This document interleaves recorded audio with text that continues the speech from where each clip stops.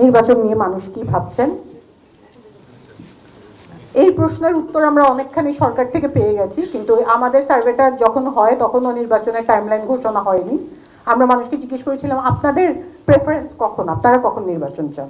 আমরা দেখি যে 32 এবং 12, তার মানে এই 44% মানুষ ফেব্রুয়ারির আগে নির্বাচন চাচ্ছেন। বেশিরভাগই চাচ্ছিলেন এই বছরের মধ্যে নির্বাচন, 32%, নট বেশিরভাগ, বাট 30-32%। আর আরো একদল একটু দেরি করতে রাজি। আমরা দেখছি যদি আমরা আগামী বছরের মাঝামাঝি এবং ডিসেম্বর এবং তারপরের কথা বলি, সেখানে আমরা দেখছি 25+11, যেটা আমরা বলছি 36% মতো রিপোর্ট। এখানে বাকি উত্তরগুলাতে যে 16% আমাদেরকে জানি না বলার, জানি না উত্তর দিয়েছেন। আমরা যখন পরবর্তীতে জিজ্ঞেস করি মানুষ কি ভাবছেন, মানুষকে মনে করেন যে এই যে জাতীয় নির্বাচন হবে সেটা সুষ্ঠু, অবাধ, নিরপেক্ষ হবে, 70% বলেন যে তারা আশাবাদী নির্বাচন সুষ্ঠু এবং নিরপেক্ষ হবে। কিন্তু এটা লক্ষণীয় যে এরকম অন্তর্বর্তীকালীন সরকার থাকার পরেও এবং মানুষের নির্বাচন নিয়ে আশাকাঙ্ক্ষা থাকার পরেও 15% মানুষ কিন্তু এখনো ভাবছেন নির্বাচন সুষ্ঠু হবে না।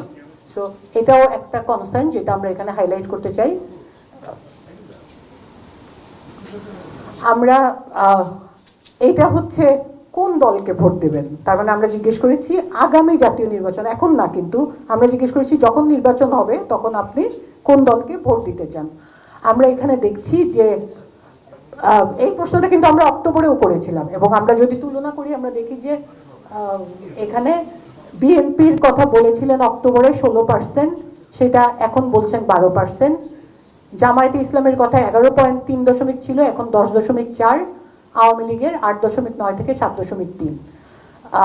এনসিপিতে 2 ছিল, এখন 2.8। তার মানে ভোটের হিসাবে সামান্য একটু কমেছে, কিন্তু সবচেয়ে বড় যে অংশটা আমরা দেখছি সেটা হচ্ছে সিদ্ধান্ত নেইনি। আমরা দেখছি যে আমাদের 48.5% মানুষ, সবচেয়ে বড় যে গ্রুপ, তারা বলছেন ভোটের ব্যাপারে আমরা এখনো সিদ্ধান্ত নেইনি কাকে ভোট দিবেন। আর সেটা অক্টোবরে ছিল কিন্তু 37% বা 38%।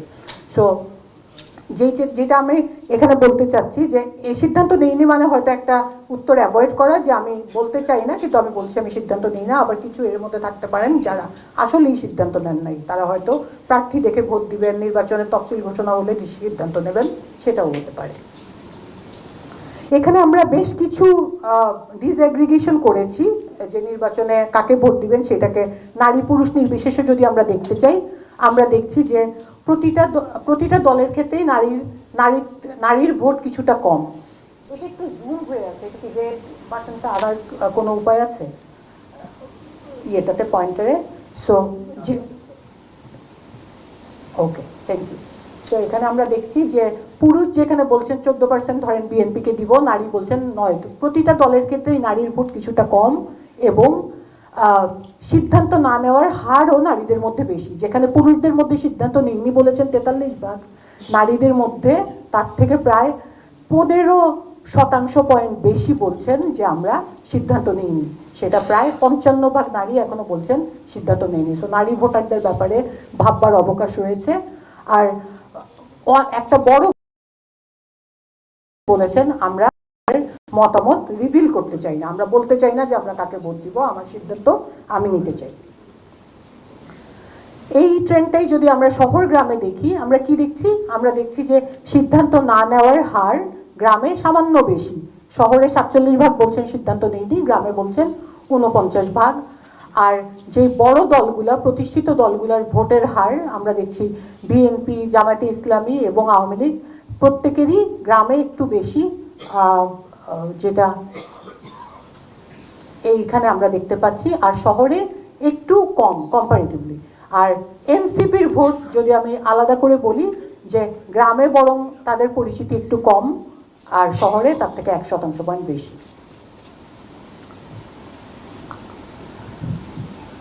যদিও একটু দেখতে হয়তো টু মাচ হয়ে যাচ্ছে একই ইয়ের, কিন্তু এখানে আমরা বয়স ভেদে সমর্থনটাকে ভাগ করেছি এবং আমরা দেখতে চেয়েছি কোন গ্রুপের, কোন বয়সের মানুষ কাকে ভোট দিচ্ছেন।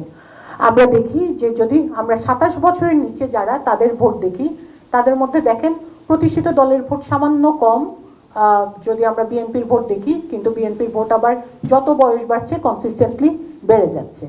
জামায়াতে ইসলামের ভোট আমরা দেখছি মোটামুটি কনসিস্টেন্ট 12 থেকে 9-এ যাচ্ছে, ইয়াং ক্রাউডের মধ্যে একটু বেশি। আওয়ামী লীগের vote is very, I think একই রকম 7 থেকে 8%-এর মধ্যে। আর এনসিপির ভোটের হিসাব যখন আমরা জিজ্ঞেস করি মানুষকে, মাত্র 4% মানুষ যারা 27 বছরের নিচে বলেন, আর 50 বছরের নিচে বেশি বলছেন। মাঝখানের গ্রুপের ভোট খুব বেশি, 2% সেখানে ওঠানামা করছে। মন্তব্য না করার হার একদম বয়স্কদের মধ্যে কম, বলতে করেন নাই, কিন্তু যারা সিদ্ধান্ত নেননি বলেছেন তার মধ্যে খুব বেশি প্যাটার্ন নাই, 47 থেকে 50-এর মধ্যে ওঠানামা করছে। আমরা যখন শিক্ষা ভেদে দেখছি, আমরা কি দেখছি? আমরা দেখছি যে শিক্ষিতদের মধ্যে আবারও বড় দলগুলার যে সমর্থন, যেটা একটু কম, যেমন 10% বিএনপি বলছেন, 10% জামায়াতে বলছেন, 10% বিএনপি বলছেন, 5% আওয়ামী লীগ বলছেন, কিন্তু আবার যাদের আনুষ্ঠানিক শিক্ষা নাই তাদের মধ্যে 14% বলছেন বিএনপি, 7% বলছেন আওয়ামী লীগ, এটা দেখছি। আর আরেকটা যেটা দেখছি যে এনসিপির কথা বলছেন শিক্ষিতদের মধ্যে ধরেন 4%, এসএসসি এইচএসসি সমপর্যায়ে শিক্ষা আছে 4%, আর যত নিচের দিকে যাচ্ছি তত কিন্তু তাদের ভোটের হিসাব আরো কমে আসছে। সিদ্ধান্ত না নেওয়ার হারও বেশি বলছেন যারা অল্প শিক্ষিত এবং আনুষ্ঠানিক শিক্ষা নেই তারা। যারা অপেক্ষাকৃত সিদ্ধান্ত শিক্ষিত তারা সিদ্ধান্ত নেয়নি, খুব বেশি না বললেও তারা ইগনোর করছেন যে আমি উত্তর দিব না। তো তাদের মধ্যে রিফিউজাল, যে আমি ভোট রিভিল করবো না, সেটার টেন্ডেন্সি অনেক বেশি। 21% অফ দ্য গ্র্যাজুয়েট বলছেন যে আমি এই বিষয়ে বলতে চাই না। এখানে আরেকটা প্রশ্ন আমরা করেছি নির্বাচন সংক্রান্ত, যেটাতে একটা প্রশ্ন তো আমরা জিজ্ঞেস করেছি আপনি কাকে ভোট দিবেন, আর আমরা আরেকটা প্রশ্ন করেছি জাস্ট টু কমপ্লিমেন্ট, যে আপনার এলাকায় কে জিতবে বলে মনে হয়, কোন দলের প্রার্থী বলে, হ্যাঁ কোন দলের প্রার্থী জিতবে বলে মনে হয়। তো সেইটা নিয়ে আমরা দেখছি যে সিদ্ধান্ত না নেওয়া বা বলতে না চাওয়াটা অনেকখানি কমে গেছে। আগে যেরকম মেজরিটি ছিলেন যে 48.5 বলেছিলেন সিদ্ধান্ত নেইনি, এখানে জানি না বলছেন 29%। আর যারা বলছেন কে জিতবে, 38% মানুষ বলছেন তাদের এলাকায় বিএনপি জিতবে, 13% বলছেন তাদের এলাকায় জামায়াত ইসলাম জিতবেন, 7% বলছেন আওয়ামী লীগের প্রার্থী জিতবেন, এবং 1% বলছেন এনসিপি জিতবেন। সো এই প্রশ্ন, মানে দুইটা প্রশ্ন আমরা পাশাপাশি রেখেছি সো দ্যাট এখানে কোনো কনফিউশন না থাকে। একটা ছিল, এটা আগে একবার আমি বলে এসেছি কিন্তু এখন আবার পাশাপাশি রাখছি, যে একটা ছিল জাতীয় নির্বাচনে আপনি কাকে ভোট দিবেন, আর এটা হচ্ছে নির্বাচনী এলাকায় কে জিতবে, কোন দলের প্রার্থী জিতবে আপনার মনে হয়। তো এই হচ্ছে দুইটা পাশাপাশি।